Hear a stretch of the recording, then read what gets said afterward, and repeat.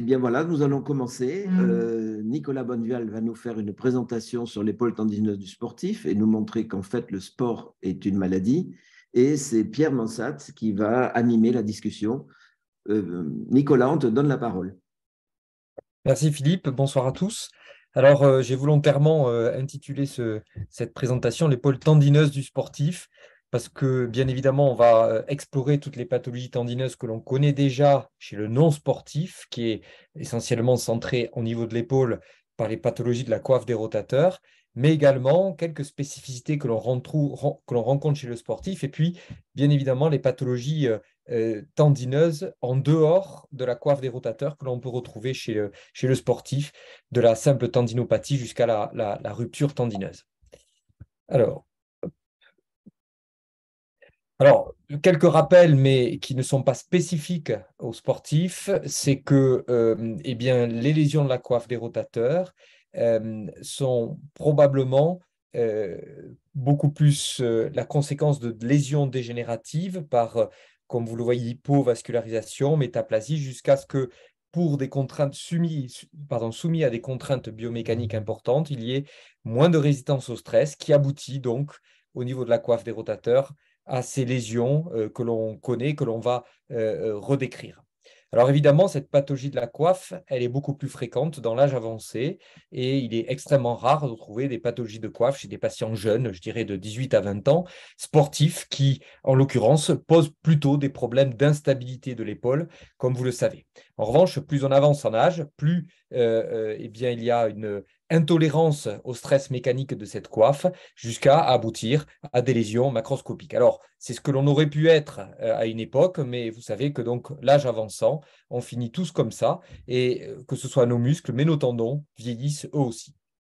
Alors, les pathologies de la coiffe chez le sportif ne sont pas tellement à ce niveau-là différentes de celles des non-sportifs, mais il y a quand même un nombre peut-être un peu plus conséquent de lésions, ce que l'on appelle partielles. Alors, je reviendrai juste rapidement sur la sémantique. La lésion partielle, pour un orthopédiste, c'est une atteinte du tendon, mais qui n'est que partielle sur l'épaisseur du tendon. À la différence souvent de radiologues qui vont décrire des lésions partielles, non pas sur l'épaisseur, mais sur la largeur du tendon, en disant qu'il y a une atteinte partielle du tendon du supraépineux, quand pour eux, tout le tendon supraépineux n'est pas complètement désinséré. Donc, chez le sportif, les lésions partielles sont très souvent dans le plan frontal, sur l'épaisseur, avec des lésions soit superficielles, comme vous le voyez, soit intratendineuses, soit lorsqu'elles engagent le feuillet profond, eh bien, cela amène à des lésions de la face profonde. Alors évidemment, il y a également des lésions transfixiantes, c'est-à-dire avec un détachement complet du tendon. Mais de manière statistique, on a beaucoup plus de lésions dites partielles.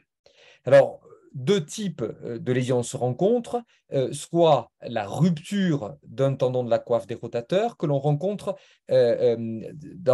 très souvent dans les traumatismes à haute énergie, et dans la région toulousaine, on est particulièrement exposé par la pratique du rugby à rencontrer ce type de lésions. Et j'ai en tête deux, trois cas de lésions que j'ai rencontrées chez des sportifs professionnels de compétition et des sportives où finalement on a dû prendre en charge une lésion transfixante suite à un traumatisme.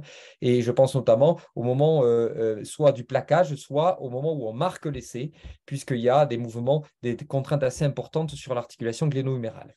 Et puis il y a la classique association malheureuse de la luxation gléno-humérale et de la lésion de la coiffe des rotateurs qui peuvent survenir dans le contexte sportif, ce qu'on appelle aussi la terrible triade de l'épaule, lorsque, en plus de ces deux lésions-là, on rencontre une atteinte du nerf axillaire.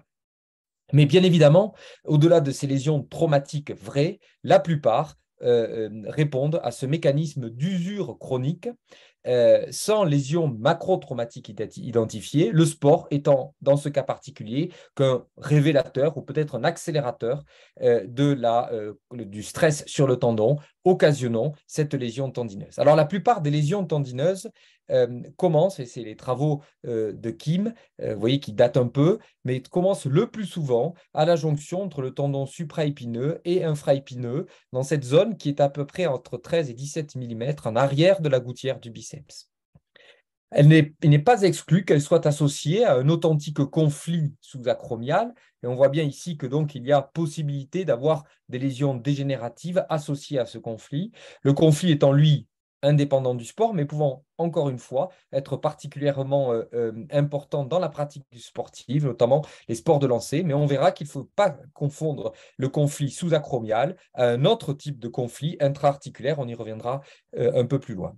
Alors évidemment, le bilan à demander lorsque l'on suspecte une lésion de la coiffe des rotateurs ne déroge en rien aux impératifs classiques que l'on demanderait pour un patient non sportif, c'est-à-dire une radiographie conventionnelle et une échographie de débrouillage initial, qui peut d'ailleurs tout à fait identifier une lésion de la coiffe, mais possiblement aussi une autre tendinopathie, comme une tendinopathie calcifiante. Et puis, évidemment, si l'on veut aller un peu plus loin, notamment dans le cadre d'un projet chirurgical, à ce moment-là, peut se demander une imagerie en coupe, que ce soit une arthro-IRM, et plus fréquemment chez nous, une IRM ou un arthroscanner. Alors, je vais m'attarder 2 petites secondes sur ces examens. Il faut seulement avoir en tête qu'une arthroscanner ou un arthroscanner normal n'est pas synonyme d'une lésion, d'une coiffe des rotateurs intacte. Et ça, c'est important, puisque vous l'avez bien imaginé, l'arthroscanner va explorer la face profonde du tendon et non pas la face superficielle. L'IRM, lui, va explorer le tendon sur toute son épaisseur, et s'il est couplé à l'arthro-IRM, eh bien évidemment, on va avoir non seulement une exploration de la face superficielle, mais également une possible exploration de la face profonde. Et cet examen qui est rarement demandé, parce que peut-être que ce ne sont pas dans les habitudes des radiologues, en tout cas pourrait être le plus pertinent. Alors, que faire devant une lésion partielle? Il est évident que dans un premier temps, la prise en charge est non chirurgicale. Elle peut nécessiter le repos, ce repos sportif contrôlé. Je parle du repos sportif contrôlé. Un sportif qui fait beaucoup de sport, si le lendemain de la consultation, vous lui dites qu'il faut tout arrêter, ça va être évidemment une catastrophe. Donc, tout va s'effondrer sur lui. Donc, il faut probablement modifier l'activité sportive, peut-être pas l'arrêter, mais en tout cas la modifier, la réorienter vers une activité sportive qui sollicite beaucoup moins l'épaule. Il faut y associer des soins de rééducation et pendant longtemps, on a pensé que l'injection de concentré plaquettaire sous contrôle échographique, comme vous pouvez avoir un exemple ici, était une option à considérer. Alors, elle avait du sens, cette injection de PRP, lorsqu'il existait des lésions partielles interstitielles, en ce sens que dans cette situation, on était capable sous échographie d'injecter entre les 2 couches, profondes et superficielles du tendon, des concentrés plaquettaires.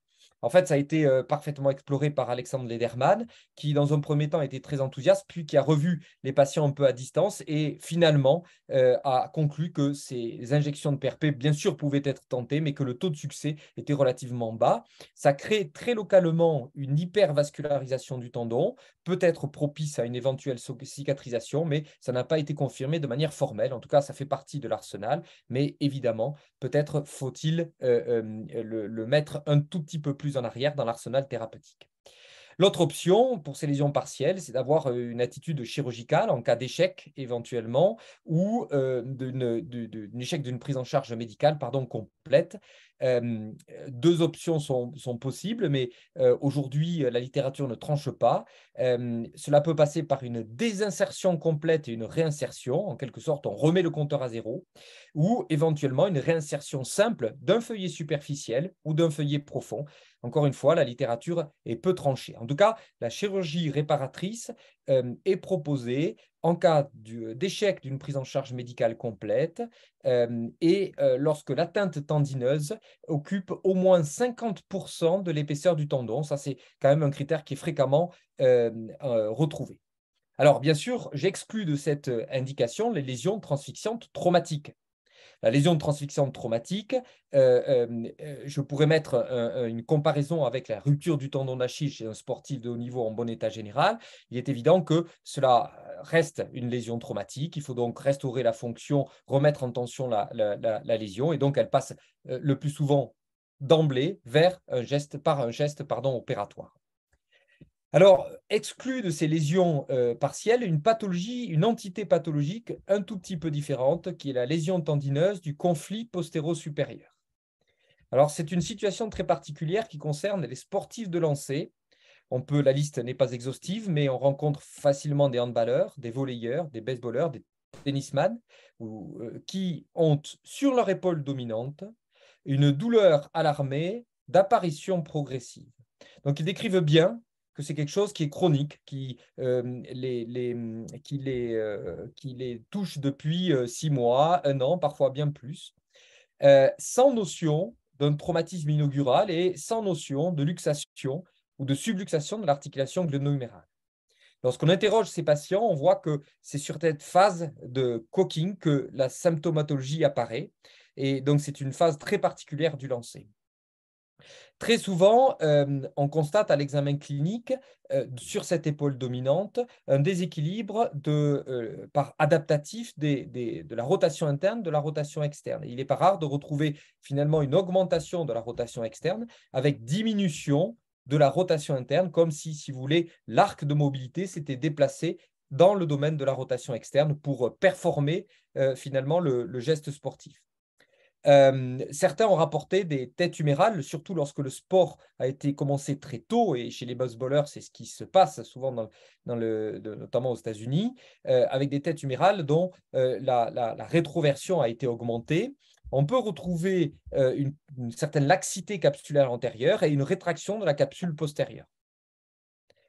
Quand on examine ces patients, encore une fois, on retrouve très souvent des troubles de la dynamique de la scapula, ce qu'on appelle la sic scapula, qui est en fait la conséquence d'une faiblesse du trapèze des rhomboïdes avec une contracture du grand et du petit pectoral qui donc vont créer une antépulsion ou une propulsion du moyen de l'épaule vers l'avant avec un défaut à l'armée de rétropulsion de cette épaule.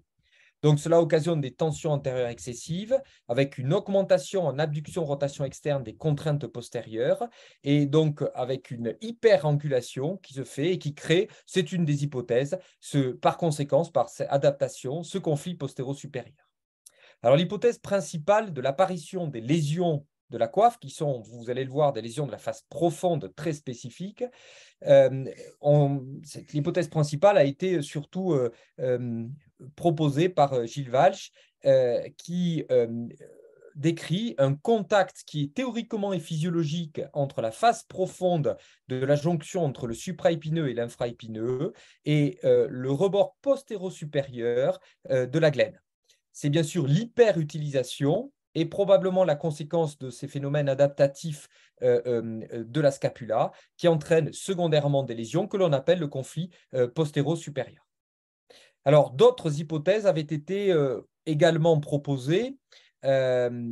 C'était celle d'une micro-instabilité antérieure, ce qui effectivement peut porter à confusion puisque c'est des patients qui ont des douleurs à l'armée et qui, lorsqu'on les examine, ont un test de recentrage positif, au sens que la douleur est soulagée.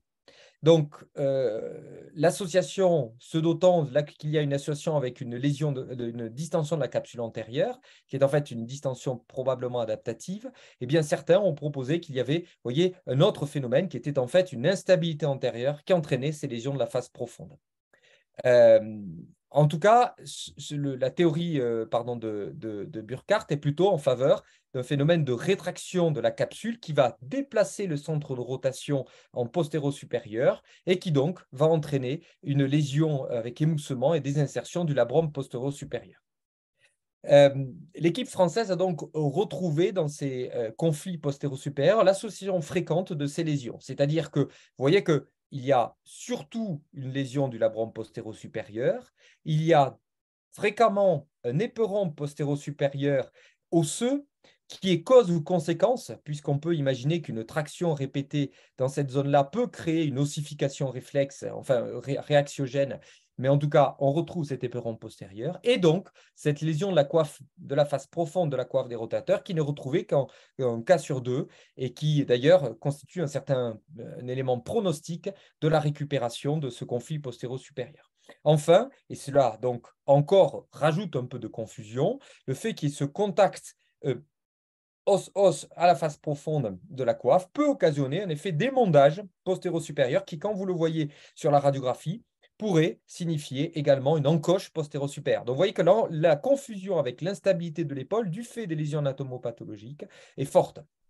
Alors ici, un exemple radiographique, vous voyez que cette épaule, elle est dégénérative. On voit bien le labrum ici le labrum supérieur qui est particulièrement abîmé. Et on va voir, voilà, le labrum postéro-supérieur également avec un aspect d'émoussement. Et puis cette lésion de la face profonde. Alors le film, normalement, permettait de voir en dynamique ce contact, mais il a été tronqué, donc vous le verrez pas. En tout cas, c'est ce type de lésion que l'on rencontre en opératoire. Alors, le traitement des lésions du conflit postéro-supérieur, il est bien évidemment, dans un premier temps, rééducatif.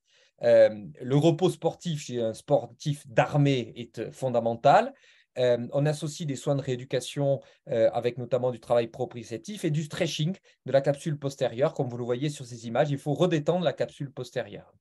Enfin, il peut y avoir dans le traitement et la prise en charge, notamment chez les handballeurs, la possibilité soit de modification du poste sur le terrain ou éventuellement la modification du geste sportif. Et au lieu de jeter le ballon en abduction-rotation externe, à ce moment-là, on peut éventuellement de proposer au joueur en tout cas, réadapter le joueur vers un geste plutôt vers le bas, c'est-à-dire en dessous de l'horizontale, ce qui est possible dans le handball, vous le savez, et qui peut donner aussi, d'ailleurs, alors souvent c'est une modification du poste associé, mais qui peut donner aussi une certaine performance et certains handballeurs jouent comme ça.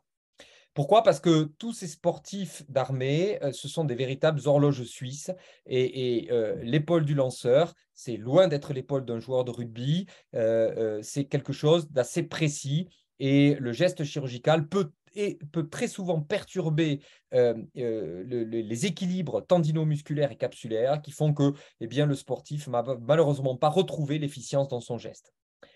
Lorsque le traitement chirurgical est proposé, plusieurs options ont été envisagées, mais celle que semble s'imposer, c'est de réaliser ces gestes de glénoïdoplastie postérieure sous arthroscopie. C'est-à-dire qu'on va venir sous la lésion du labrum émonder l'éperon postéro-supérieur, en particulier lorsqu'il est présent. Très souvent, on a seulement un débridement de la face profonde de la coiffe de rotateur à réaliser, mais on a quelques cas de lésions quasi transficientes qu'il faut réparer. Quant à la lésion du labrum qu'on y retrouve, eh bien, les avis sont partagés. C'est sûr qu'une lésion du labrum qui va venir jusqu'à l'insertion du tendon du biceps peut justifier de réaliser en plus une ténodèse du biceps, en particulier sur des lésions finalement qui sont proches de lésions de slap étendues en arrière, ou alors une réinsertion simple. Justement, parlons des slaps. Alors, la lésion du labrum supérieur est une lésion quelque part tendineuse puisqu'elle est à l'insertion du long biceps. Le plus souvent, elle est micro-traumatique. En tout cas, c'est celles qui ont été initialement décrites. Toujours pareil, c'est les sportifs de lancer. Donc, on n'est pas dans le cadre d'un conflit, on est lésion du labrum supérieur, mais elles peuvent être aussi macro-traumatiques. Donc, c'est très souvent des sportifs de lancer, une épaule dominante. Dans les lésions macro-traumatiques, on retrouve souvent une traction dans l'axe. Et je vous ai mis une belle image de traction dans l'axe à droite. L'examen clinique est relativement atypique au sens que le patient souvent décrit bien sûr pas d'épisode d'instabilité. Il va décrire un dérangement interne avec des douleurs chroniques qui sont plutôt antérieures. Mais vous voyez, souvent, il y a une certaine errance diagnostique.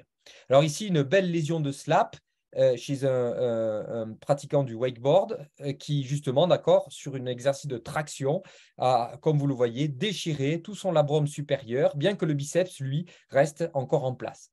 Donc ça, c'est une lésion que l'on a traitée non pas par une réinsertion, compte tenu de l'importance de la lésion, par une ténodèse du biceps et une résection du labrum supérieur. Alors, effectivement, le traitement conservateur, là encore, est de mise en première intention.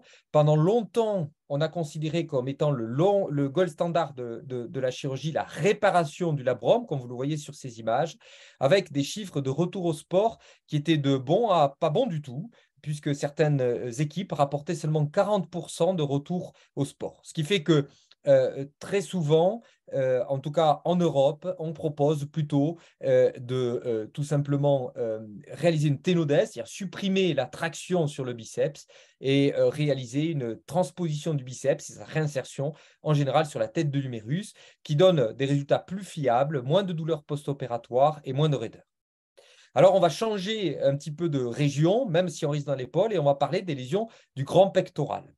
Alors, la plupart des lésions du grand pectoral sont des lésions d'origine musculaire, mais on a de quelques cas de lésions par rupture du grand pectoral, en particulier chez certains sports qui sont exposés, les sports de contact, mais également les sports de musculation. Tout le monde a déjà vu les images caractéristiques d'une rupture du grand pectoral lors d'un exercice de développé couché qui est assez classique. En général, les patients décrivent bien cette rupture comme quelque chose qui a lâché. On peut le trouver chez des patients jeunes, mais c'est souvent des patients d'âge avancé. L'ecchymose est très fréquente, l'œdème et éventuellement la rétraction, et ce n'est pas toujours le cas puisque le grand pectoral a 2 feuillets, mais on peut retrouver malgré tout la rétraction du grand pectoral à la hauteur de la région mammaire. Et bien sûr, on peut palper et voir ce défect de la continuité tendineuse. Alors, l'une des manières, bien sûr, c'est de réaliser un exercice contrarié en adduction. La seconde, c'est de mettre le patient en abduction, rotation externe de manière bilatérale. Et on va bien voir que d'un côté, il y a une perte du relief et de la continuité tendineuse. La dernière, c'est de visualiser la symétrie du relief du grand pectoral au niveau du mamelon et de regarder et de comparer au côté opposé. Alors, quand on la suspecte, elle est souvent d'accord évoquée cliniquement, l'échographie peut largement suffire à la confirmer, même si souvent les patients arrivent avec des IRM et on voit bien cette rupture qui est complète.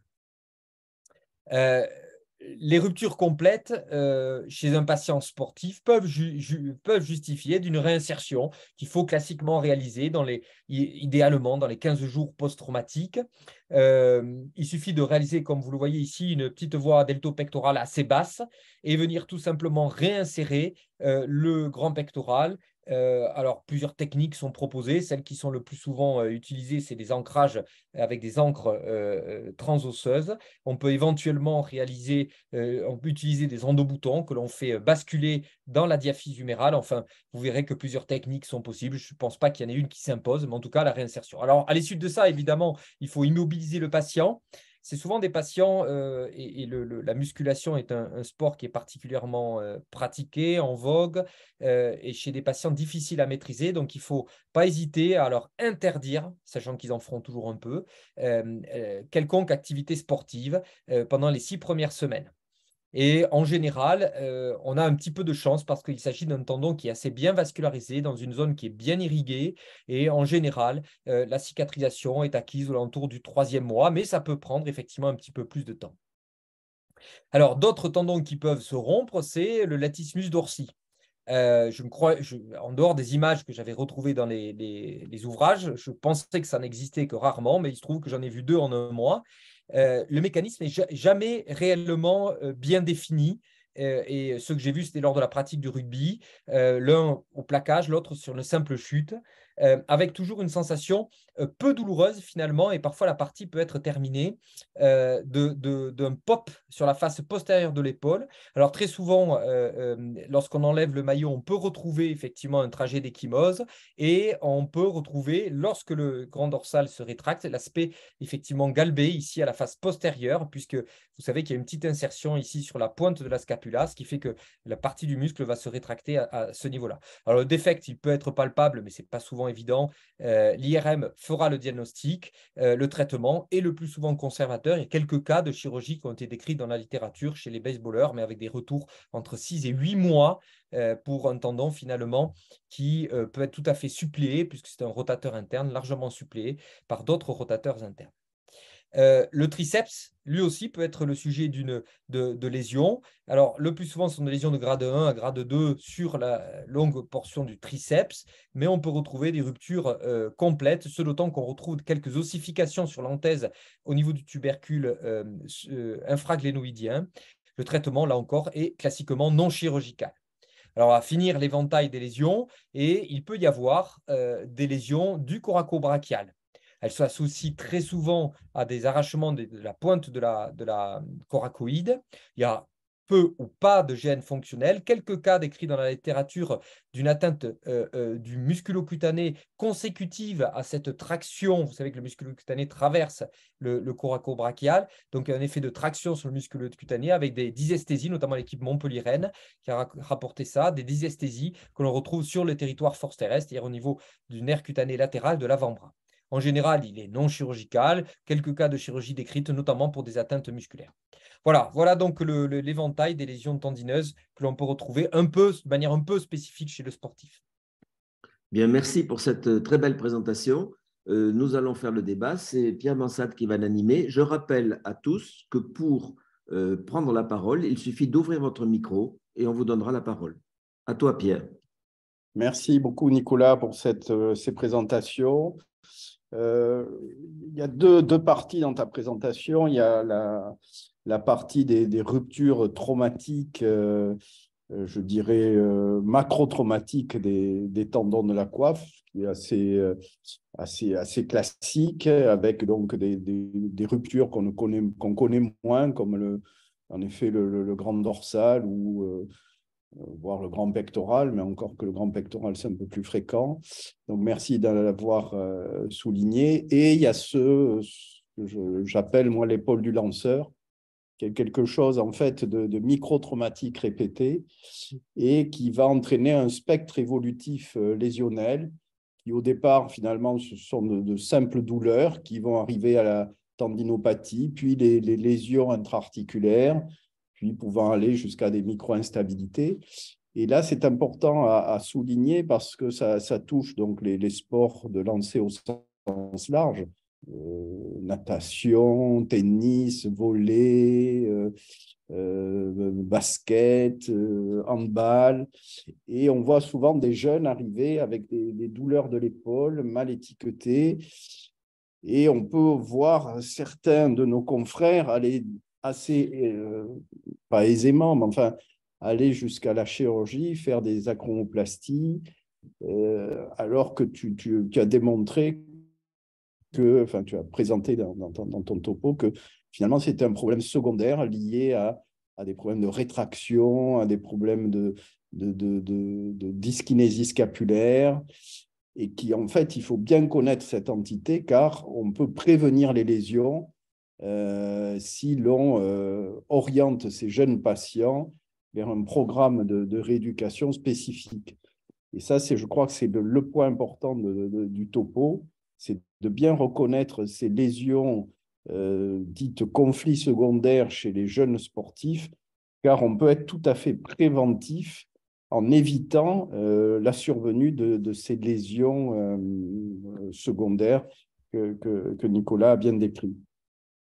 Oui, je suis d'accord avec toi, Pierre, et je rebondirai en disant que, un peu de manière excessive, mais pour ceux qui nous écoutent, peut-être que le message sera suffisant, c'est que c'est excessif, hein, mais il n'y a pas de conflit antéro-supérieur chez un patient de moins de 40 ans.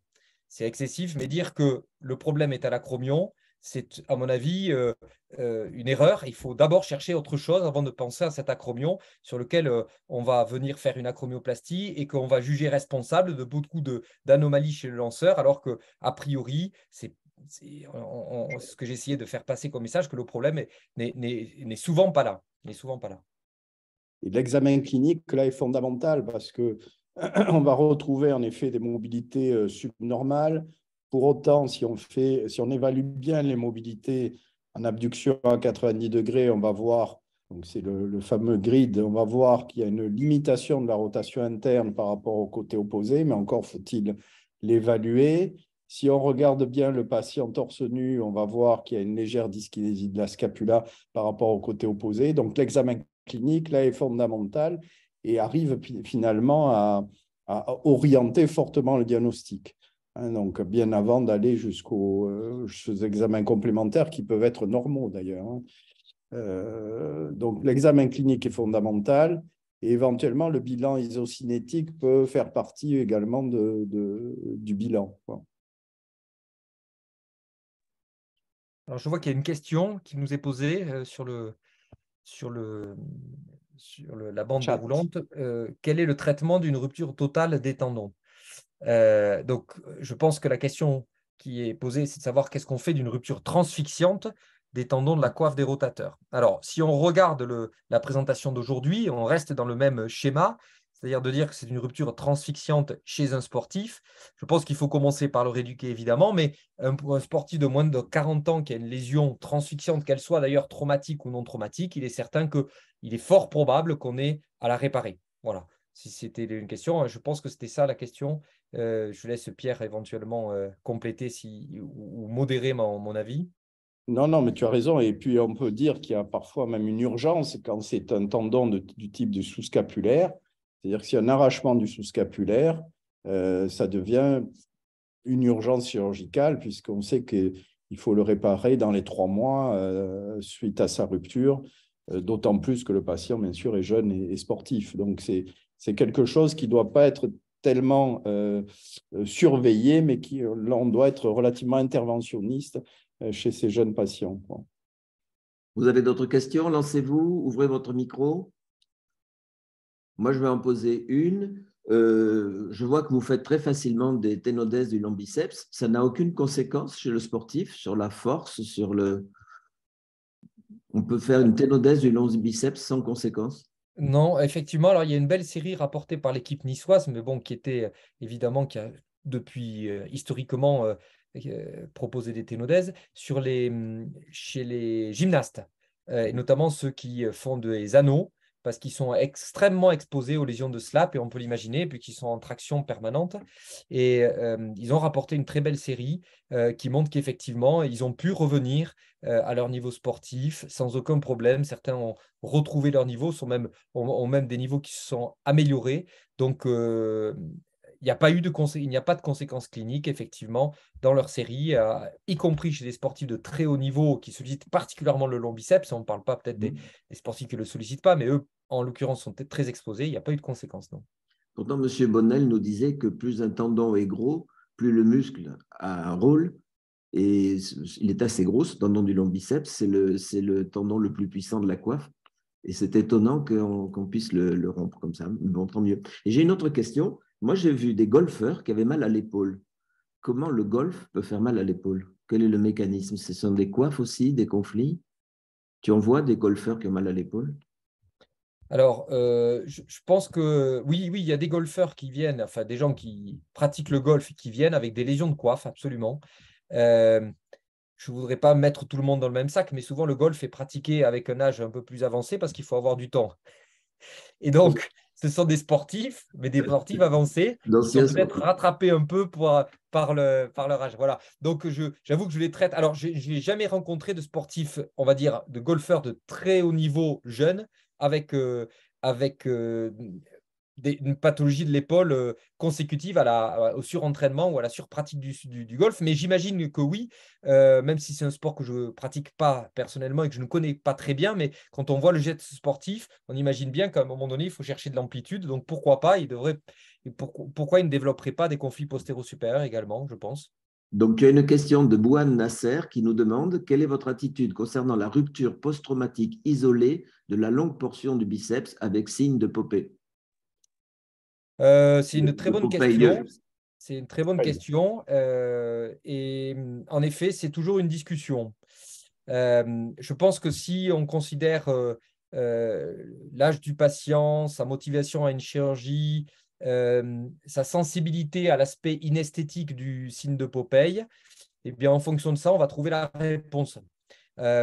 En l'occurrence, en général, on pose à peu près toutes ces questions et on finit par convenir avec lui que la conséquence clinique étant faible, bien le tendon reste en l'état.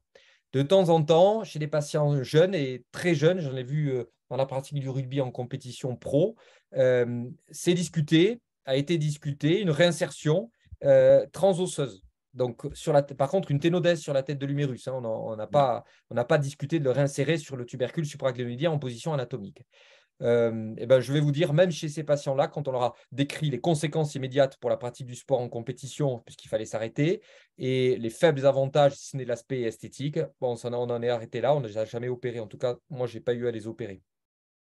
Donc, je crois qu'il faut seulement, à mon sens, considérer la question esthétique. Et à partir de là, vous avez la réponse. Soit ça ne plaît pas, bah, il faut le réinsérer, soit ce n'est pas un grand problème, et bien on en reste là. Voilà. Moi, je pense que en tout cas, c'est assez radical hein, comme avis, mais c'est comme ça en tout cas, que je discute avec les patients. Certains ont eu un problème de son, 3 ou 4. Donc, je vous rappelle que ça sera enregistré en replay et ça sera visible sur le site conférence d'orthopédie. Mais ça n'empêche pas, pendant ce temps, de poser d'autres questions.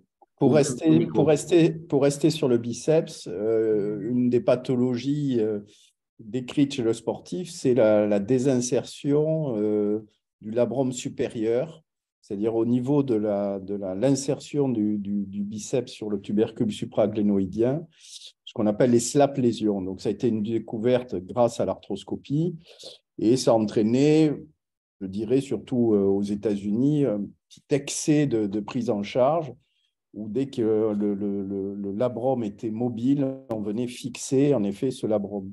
Et ça entraînait notamment chez les joueurs, chez les lanceurs et notamment les joueurs de baseball, des raideurs de l'épaule qui ont fait que les lanceurs, les pitchers ne pouvaient plus revenir au même niveau. Et Pascal Boileau, je pensais à ce que tu citais tout à l'heure, Nicolas, a montré qu'entre réinsérer le biceps, en tout cas réinsérer le labrum avec le biceps, ou couper le biceps et le ténodésé, les résultats étaient meilleurs quand on le coupait et on le ténodésait. En tout cas, on avait moins de raideur et les patients pouvaient reprendre leur activité de lanceur. Donc, c'est un élément important à connaître. On a enlevé la cause, la traction sur le labrum. Oui. Et puis surtout, ça entraînait une sorte de réaction inflammatoire à l'origine d'une sorte de capsule qui bridait complètement le mouvement de rotation externe. D'autres questions? Paul, tu es apparu? Il y en a une autre sur la triade de l'épaule. C'est l'association malheureuse, je l'ai appelée comme ça, mais d'une luxation avec une rupture de coiffe, une luxation avec lésion de la coiffe des rotateurs et une atteinte du nerf axillaire. En général, une fois que l'épaule est réduite, il faut réparer la coiffe, puisque c'est une lésion a priori traumatique. Je pense qu'il ne faut pas attendre la récupération neurologique, puisque finalement, cette récupération du nerf axillaire, elle prend beaucoup de temps, et au moment où elle sera récupérée, on aura une coiffe qui sera peut-être non réparable. Donc, en tout cas, je pense qu'il faut réparer la coiffe. La seule particularité, c'est que souvent, par hypotonie, puisque l'atteinte du nerf axillaire entraîne une hypotonie du deltoïde, on a plutôt la tendance à avoir une ptose de la tête de l'humérus qui va énormément tracter sur sur la réparation. Donc ça, c'est la seule particularité un peu embêtante sur ces lésions de coiffe post-traumatiques associées à une atteinte du nerf axillaire. Quant à la stabilisation de l'épaule, en général, je ne stabilise pas parce que les suites opératoires font que la récupération va être très longue. Ces patients sont souvent un petit peu raides et à ma connaissance, c'est rare qu'ils récidivent de leur instabilité. Voilà. Alors, il y a une autre question sur les infiltrations sont-elles efficaces devant une épaule douloureuse? Donc je te laisse répondre, je répondrai après si tu veux. Oui, alors il faut trouver la cause, parce Voilà. que la question de l'infiltration, c'est Absolument. où est-ce qu'on infiltre? Est-ce qu'on infiltre dans la bourse? Est-ce qu'on infiltre en intra-articulaire? Donc, infiltrer, l'infiltration, c'est une des options à envisager, mais il faut trouver la cause. Par contre, en revanche, effectivement, ça peut être tout à fait une alternative aux soins de rééducation. Je te laisse compléter, Pierre. Oui, alors l'infiltration n'est valable en effet que s'il y a une cause visible d'inflammation. Et si, par exemple, avant de faire une infiltration, je pense que l'échographie a sa place, ou plus, mais au moins l'échographie. S'il n'y a pas de bursite et s'il n'y a pas de tendinite, ce n'est pas la peine de faire une infiltration. Ça, c'est le premier point. Deuxième point, si il existe une bursite sous-acromiale et éventuellement une tendinite, notamment du biceps, l'infiltration ne va avoir qu'un effet très ponctuel et ça ne suffira pas à soulager le patient. Donc, il faut y associer infiltration et rééducation avec renforcement des stabilisateurs de l'omoplate, renforcement des rotateurs externes, étirement des structures antérieures. Voilà, l'infiltration ne traite pas une épaule douloureuse. Ça soulage un temps, mais ça ne va pas être le seul des traitements. Et ça ne doit être fait que s'il y a une inflammation visible. Ce n'est pas l'épaule douloureuse. Moi, j'ai une petite question qui peut lancer un débat. Voilà, je suis un sportif de haut niveau, ou je l'étais, j'ai une rupture de coiffe en faisant du sport. J'aurai un meilleur résultat si on m'opère sous arthroscopie qu'avec un mini à bord? That is a good question. Moi, je réponds non. Non, je pense qu'il faut. Là encore, hein, c'est un débat de technique, mais non, je pense qu'une chirurgie à ciel ouvert correctement réalisée, il n'y a aucune raison qu'elle soit inférieure ou supérieure. L'arthroscopie a amené beaucoup de choses, c'est sûr. Ça a amené à peut-être mieux identifier les lésions intra-articulaires parce qu'on est un peu plus précis sans avoir à ouvrir l'articulation lorsqu'on les suspecte ou qu'on n'a pas accès. Ça a amené peut-être la possibilité de réduire un petit peu les complications infectieuses, ce genre de choses que l'on peut rencontrer, mais en soi, on a adapté ce qu'on faisait à ciel ouvert, on l'a adapté en arthroscopie, ça n'a rien amené de plus. Donc je pense qu'il faut rester sur l'idée qu'une chirurgie faite de manière conventionnelle est tout aussi fiable qu'une chirurgie faite sous arthroscopie. Mais effectivement, l'arthroscopie a permis quand même, d'une manière générale, de peut-être un peu mieux comprendre certaines lésions, trouver des lésions qu'on n'était pas capable ou qu'on n'avait pas identifiées, bien que l'imagerie nous ait beaucoup aidé aussi. Voilà, donc voilà, si vous avez une coiffe à réparer, ou à réparer à ciel ouvert, je dirais de manière, de manière rigoureuse, il n'y a pas de raison qu'elle soit moins bien cicatrisée qu'une lésion réparée sous l'arthroscopie. On avait fait une étude comparative avec Nicolas quand même, parce que chacun faisait sa technique. Et on avait d'une part mis en évidence de manière curieuse. Ah, Nicolas, tu as coupé la parole. Il doit avoir un problème de connexion. Les patients qui avaient une réparation, en tout cas qui consommaient plus d'antalgie, vous m'entendez? Mal, c'est un peu haché. Là. Alors je repars. Oui. De manière curieuse, les patients qui avaient une chirurgie à ciel ouvert étaient moins douloureux en post-opératoire que les patients qui avaient une chirurgie sous-arthroscopique, en tout cas qui consommaient moins d'antalgiques. À l'inverse, ceux qui avaient eu une chirurgie à ciel ouvert avaient tendance à être un peu plus raides que ceux qui avaient eu une chirurgie arthroscopique. Voilà. Mais quant à la qualité de la réparation, en tout cas pour les petites ruptures, c'était à peu près identique. Alors, j'ai 3 questions écrites. On va les faire dans l'ordre. Sur l'imagerie d'abord, quand faut-il demander une IRM de l'épaule?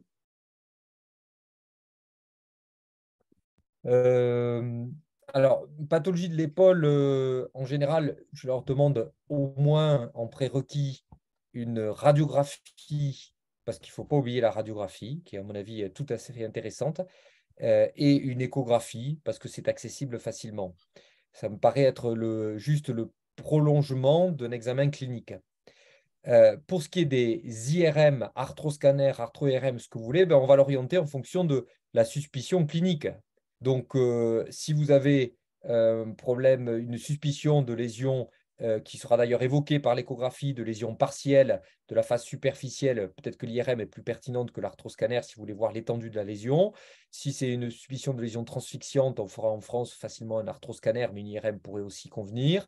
Voilà, donc c'est très difficile de répondre à la question de quand faut-il demander une IRM. En tout cas, je pense que l'IRM a d'intérêt, pas pour moi, en tout cas pas pour le diagnostic, mais par contre, ça peut avoir un intérêt lorsqu'on s'oriente vers une prise en charge chirurgicale où on va être plus précis sur ce que l'on va faire et comment on va le faire. Voilà, peut-être il faut le voir comme ça.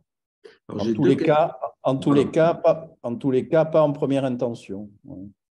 Hein, donc, le bilan initial d'une épaule douloureuse, c'est radiographie, échographie. Et puis, on voit en fonction. J'ai 2 questions sur les PRP. La première, c'est les PRP dans les ruptures partielles marchent-elles vraiment dans votre pratique? Quelle est votre expérience? Et la deuxième question dit, en cas de bursite ou tendinite, est-elle meilleure en phase aiguë en association avec un traitement anti-inflammatoire ou à distance? Et en combien de séances et jours pour la refaire? Ça, je peux y répondre. N'associez pas des anti-inflammatoires des PRP parce que ça limite l'activité des PRP. Il ne faut pas les mettre ensemble. C'est antinomique. Après, je ne sais pas s'il vaut mieux les mettre en phase aiguë ou chronique. Ça, c'est une question.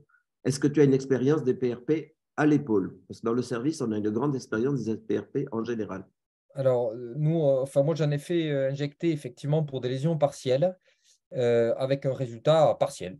C'est-à-dire que Il y en a quelques-uns. J'ai en tête une patiente que je suis depuis un moment qui se fait réinjecter régulièrement, mais il retrouve la lésion. Donc, ça veut dire qu'a priori, elle n'est pas cicatrisée malgré l'injection de PRP. Et c'est en particulier une lésion interstitielle, vraiment, alors qu'on a un feuillet profond, un feuillet superficiel, c'est-à-dire qu'on est certain que l'injection de PRP va rester au milieu de la couche, enfin, au milieu des deux couches.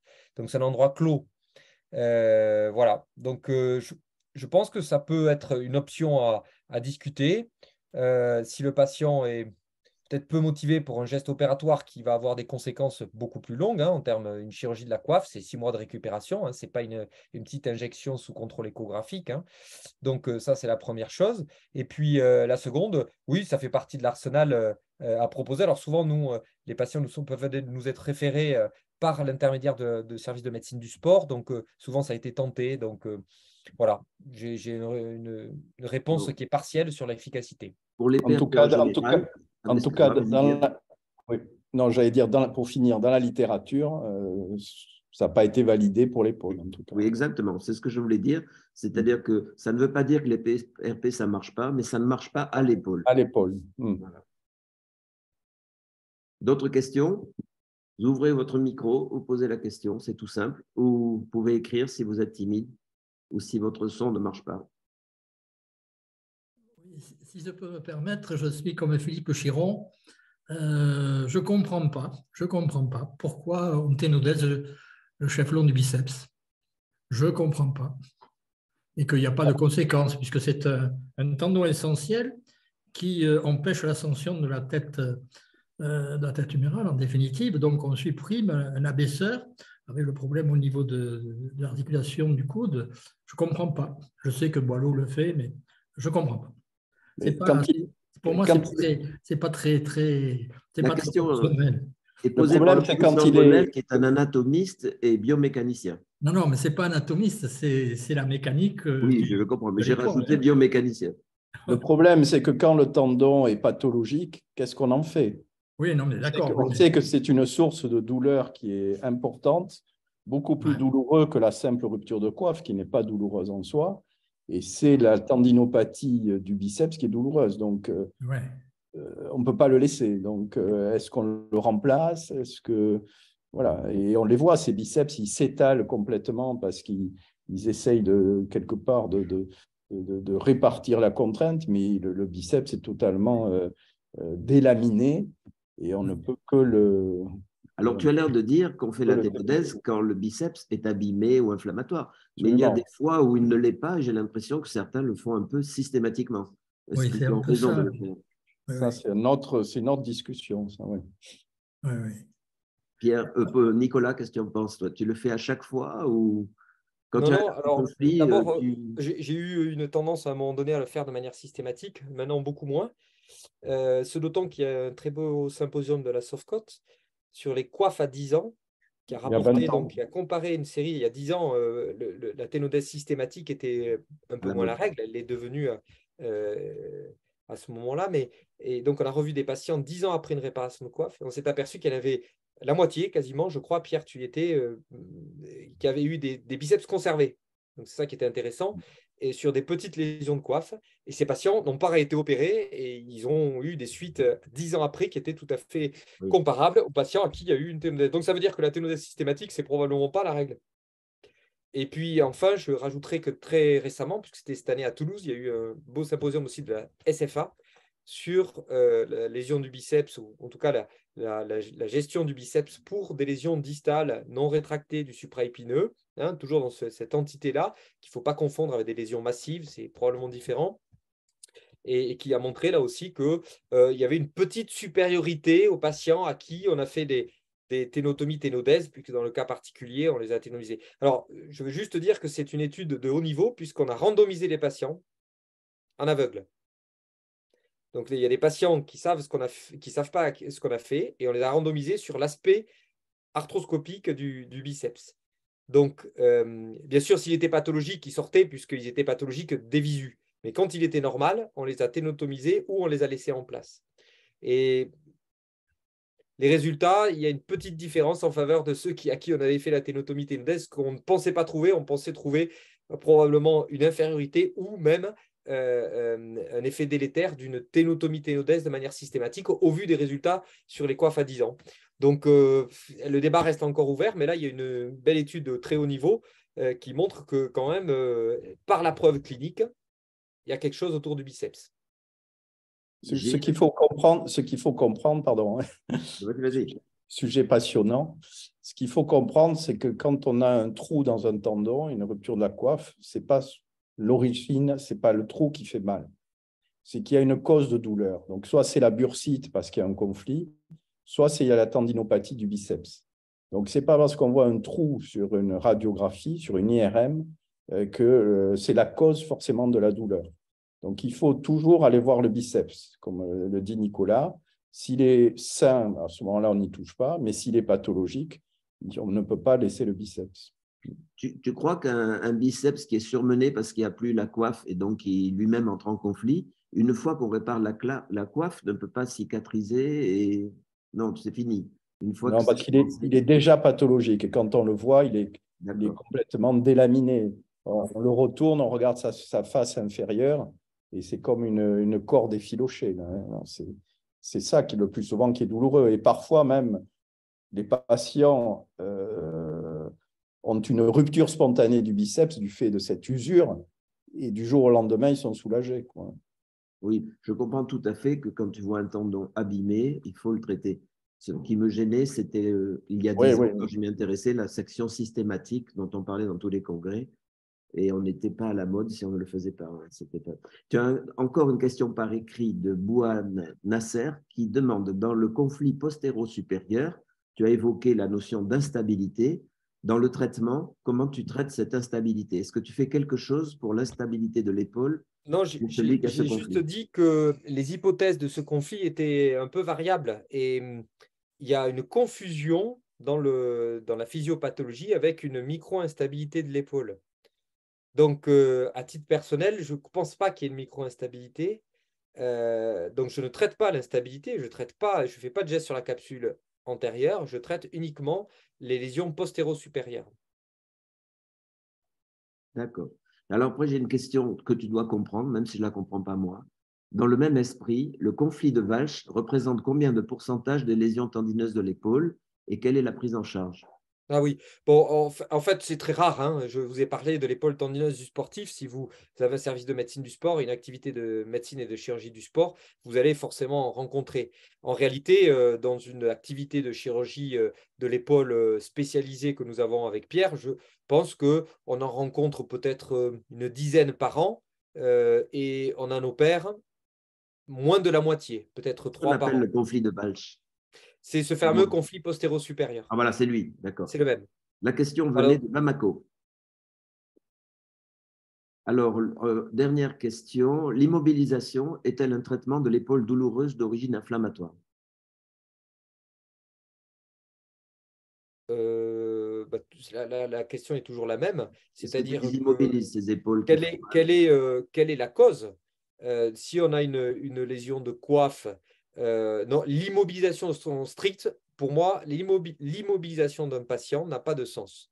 On peut discuter une mise au repos sportive, mais pas d'immobilisation, sauf si, bien sûr, vous êtes dans le cadre d'un programme post-opératoire. Voilà. Surtout une épaule, donc il peut faire une périarthrite. Non, il ne faut surtout pas. Quand les patients arrivent parce qu'ils sont douloureux et ils sont le bras en écharpe, en général, je leur enlève le bras de l'écharpe, je leur dis il faut bouger, il faut aller voir le kiné, il faut bouger.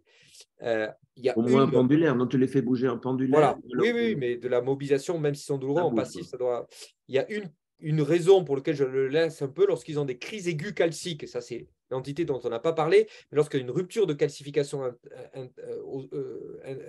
intratendineuse, ça, c'est extrêmement douloureux. Et les patients qui sont sous morphine, alors ils sont mieux le bras en écharpe quelques jours.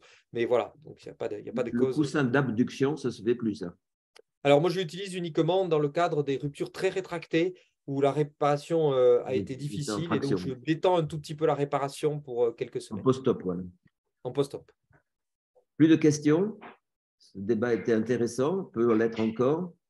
Il y en a une autre. Où est-ce que vous en êtes des évaluations musculaires? Parce que tout à l'heure, vous avez prononcé le mot insuffisance.